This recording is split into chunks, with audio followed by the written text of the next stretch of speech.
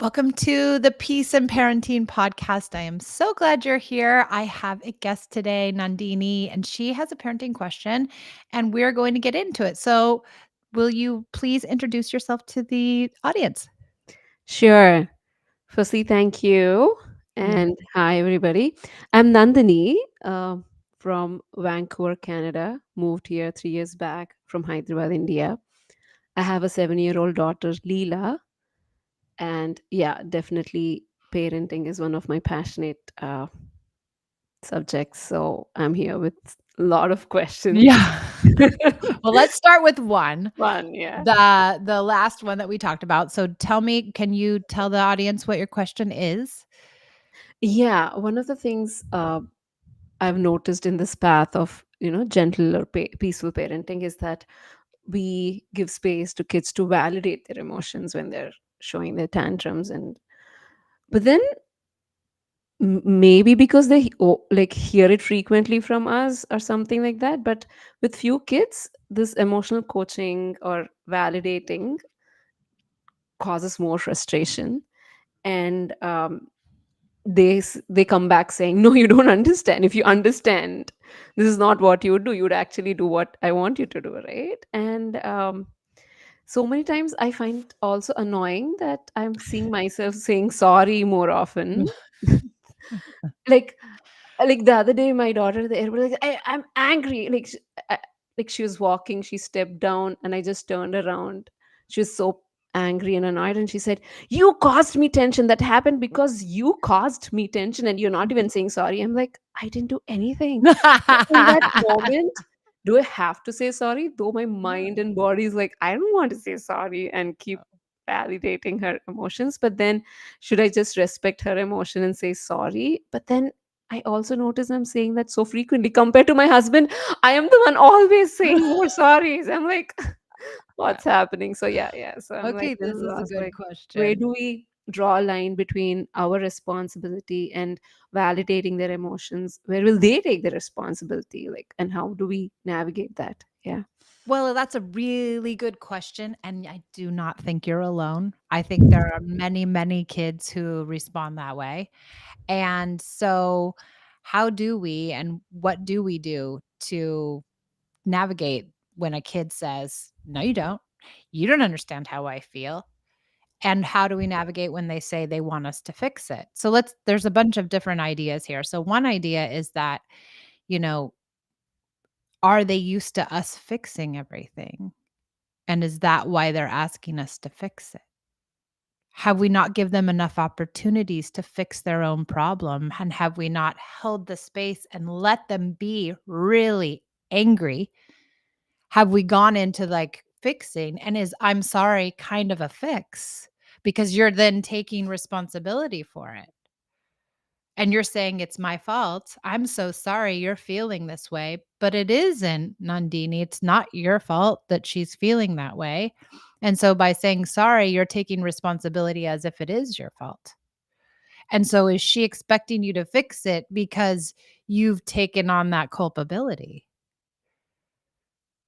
Now, again, we have to think too, what's our goal here with validation? What is our goal? What are we trying to get with validation?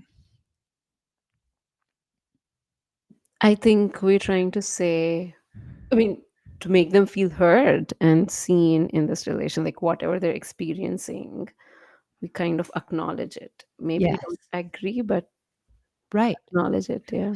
So if that is succinctly our only goal, then we're achieving that goal by just saying, "I'm here. I understand how you feel," but we can't have a vested interest in their response. If they say, "No, you don't. You have to fix it. What's wrong with you? You made me do this thing." We are required to accept that, but not take it on personally. And we are still required to hold space for that upset because that upset is part of their feelings. Does that make Hmm. sense? Yeah. Yeah. Yeah. It does make sense. Yeah. Yeah. Interestingly, there are other times when I'm able to disassociate and not own up what she's feeling. But I think, yeah, this is a space of growth where even in these moments, I should be able to do that. Well, it's Yeah. hard because you're hearing her say, "It's your fault. Yeah. How dare you do this to me?" But we know, you know in your heart of hearts, you didn't do anything. Yeah. She's just so upset, she can't manage her feelings. Maybe she did something and she's shameful around it, and she's taking it out on you. Yeah, that's what annoys me. Like, oh, and I sometimes end up like, Leela, you have to take responsibility. You're just blaming people around her.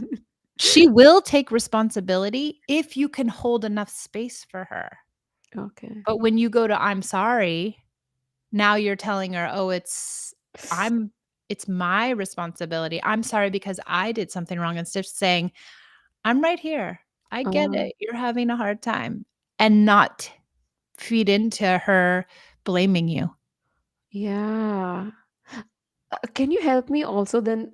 Uh, when do we actually say sorry? Then what are You say sorry when you yell at her.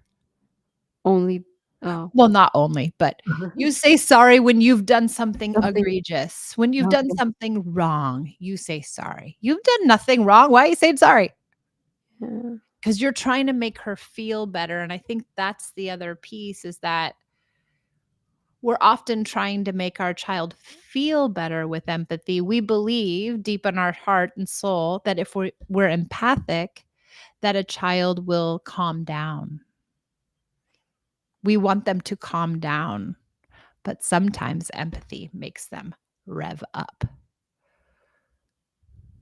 And that's okay because they're getting their feelings out and maybe they really need to. And maybe the ramping up is part of their process because that's their temperament. Okay. Yeah. Yeah. And it can how old is she? 8? Is that what you said? She says 7. 7. That 7-year-olds still have tantrums or should still have tantrums. So this empathy might cause her to have tantrums. It might push her deeper into her feelings because she's if when you say, I understand. I'm right here." It almost makes us feel sadder. Then what's the best way forward in such situations? Just stick with your empathy. Be quiet as much as you can. It sounds like she doesn't need a lot of words. I Yeah. would be as quiet as you can. And every once in a while saying, "I'm right here. I know it's hard." And let her go off in some crazy emotional tangent that you have no idea what she's gonna say or do or where it's going to lead, but she's leading you into her emotions. Here, when you're saying, I mean, on one hand, we need to be empathetic. On other hand, you're also saying that being empathetic makes them more sadder, Yeah, and that's natural. yeah. Well, just think about it. When you're really upset and you're having a hard time, and then you go to your best friend and you're like, "I'm having such a hard time. This is terrible. X, Y, and Z is happening." And they're like, "Oh, I'm so sorry." What does it make you do? Cry more, maybe. Yeah, yeah, But she might be in anger, so it might make her yeah. more angry before she gets to her tears. If you Uh-huh. stick in long enough with the empathy, she might get to her tears eventually. Yeah, and I think, I mean, at least what I've noticed with myself is you do say these words, but in your mind, there's a devil going on, which is not really connecting at an empathetic level. Like in my mind, I'm having like, okay, like, get done with maybe. Like, this is not something you're supposed 100%. And to so can she do. feel that? Yeah. Do you actually feel Mm, empathic for empathetic. her? Do you feel like she's having a real experience? I think that's the bigger, yeah, black hole that has opened up for me because Definitely, I think these are the moments when I am annoyed and I feel like she's acting unnecessarily or over the top, and then so I'm not able to. Yeah, Yeah. yeah, Another way to reframe it too would be that, she's mad about who knows what, that she didn't get the right dinner, and she's yeah, mad at you for the wrong, "You didn't make me the mhm, right dinner, blah, blah, blah." But sometimes kids get mad about something on the surface, but what they're really mad about is something deeper below the surface, like they had a fight with a friend at school, or they, got left out of a party that they were supposed to go to, or something bigger, but they get mad about the dinner. And so it annoys us because we're like, how can you be mad about dinner? Like, I just made dinner. Like, what's the big deal? But if we think about it with a more global lens, and we know that maybe it's not about dinner, it helps us be more empathic. yeah, yeah. A constant reminder. Makes Yeah. sense. Yeah, Well, and if we didn't have empathy as kids, then it's so hard for us to know what empathy feels like and how powerful it is. But if you can remember the times, even in your adult life, when someone was empathic toward you and how it felt, you can pull from that when you're with your daughter. yeah, yeah. I think it totally makes sense. Yeah. Yeah. Um, like, I think I had one question too. Like, but then this whole gentle parenting and constantly being empathetic, constantly being there, also can get exhausting sometimes. Do you feel that? Or like, I know maybe self-care is part of that. Yeah. Um and my question is, and also we all give space to ourselves. Like, don't be harsh on yourself. It's not about perfectionism. Like, there's repair. That's the part of the thing. However, which mistakes, or how do we discern, like, which are part of growing up or learning in this parenting journey, and which things are like, no, I mean, I can understand yelling, but are there some things that come to the top of your mind? Or, I mean, how do we know? And in this whole journey also, like, so that's what can make us exhausting. Like, okay, like, trying to make everything right and we feeling guilty at the end of the day. Yeah. Uh, um yeah. I mean, I think you have a lot of questions in there, but let's start with the yeah, first one that's, the exhausting piece. yeah, yeah. Parenting is exhausting. And I think having that expectation up front and saying, no matter how you do it, gentle, harsh, authoritative, authoritarian, no matter how you do it, it's hard. Oh, okay. It is hard no matter what, because are you gonna punish and give your kids time out and yell at them all the time, and then how are you gonna feel when you go to bed? That's hard. Are you gonna try to be gentle and work really hard on your inner self and do the self-care and do all these things? Also hard. No way around it. It's hard. So Yeah, okay. sorry. And if but there are some things, we can do to make some things early. First of all, get support. Like, get Yeah. as much support as you can. Go to coaching, take an online course, find a community of people that are doing it this way. Get a listening partner. We pair people up with listening partners in our community. Everybody has a listening partner, so they have someone to just download with. Like, get support that makes sense for you. And don't beat yourself up. Nothing, not even yelling, not even spanking, not even any harshness is going to ruin everything forever. It just isn't. Everything is repairable. Everything. And so even if you are in your darkest moment and you think you did the most horrible thing, they will recover and so will you, as long as you keep trying. Yeah, yeah. That's so, yeah, in a way, this kind of yeah, answers my other question I had, like, to be compassionate to ourselves in this journey, in a way, to n- like, contradicts my question, like, what's the end goal of this journey? I think it's Yeah. not like, it's a journey, just enjoy than feeling the burden of it, doing it right, and being cautious of something going wrong constantly. I think, I think yeah, just enjoying being a parent, right? Enjoy the small moments, enjoy forming the relationship because really what the goal for me really is now that I have kids who are older, Esme's 18, yeah, my goal is to have a relationship with this person. And that's all I'm looking for. So if I'm constantly doing things to make a good relationship, then I think I'm on the right track. yeah, yeah. And yeah, I think this is beautiful. Like, to not, uh, I mean, I'm aware of it, but then this is like a more reinforcement of to enjoy, Yeah. and then feeling burdened around doing the right thing, and uh, this will lead to that. So plan strategically and things like Yeah. that. But then, yeah, in the moment to just um, build a relationship. Yeah. Build a relationship. And I'll tell you, my daughter's gone. She's in college now, and it went by like that. It was so fast. And I wish I would have enjoyed it more and not been so serious about it. Yeah. Yeah.